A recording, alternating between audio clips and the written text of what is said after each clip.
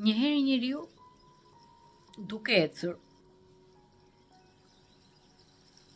pa ditur vajti në parajs.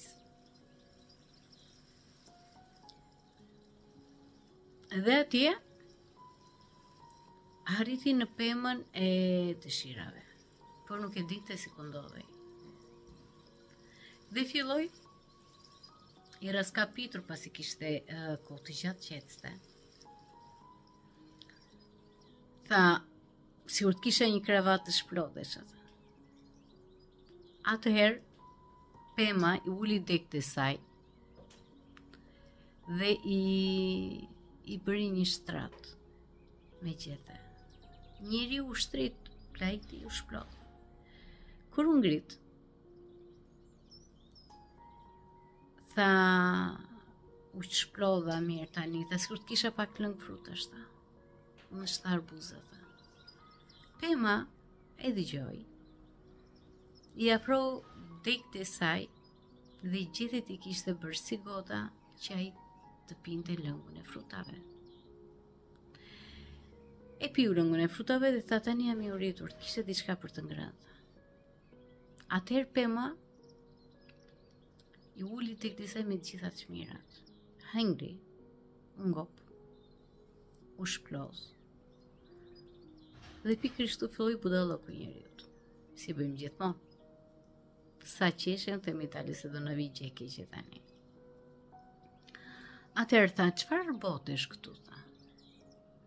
Doja të flija, flejta, tha. Doja të pija, piva dhe hëngra bukë, tha. Këtu do jetë bota e perive, tha. E zanave, tha. Dhe pema çfarë do që mendonte ai, i realizonte. Dhe në pemë u shfaqën zanat. Atëherë njëri tha, po, tha këtu tani do më qepen mua. Ju qepën. Atëherë mendoj prap, këto po ambrar mua nuk ikin, tha. E vra. Dhe kjo është për jetën tonë. Pema është vetë trupi jonë. Çfarë mendon?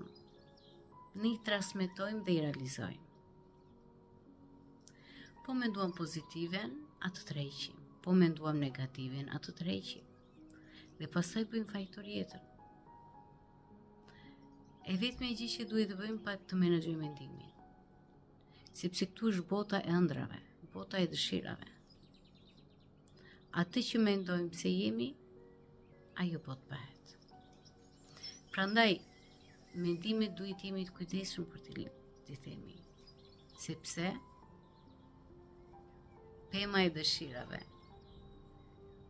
çfarëdo që kalojmë në mendje, na i pasqyron. Atëherë faj nuk e ka jeta. E kemi ne. Faleminderit që më ndoqët.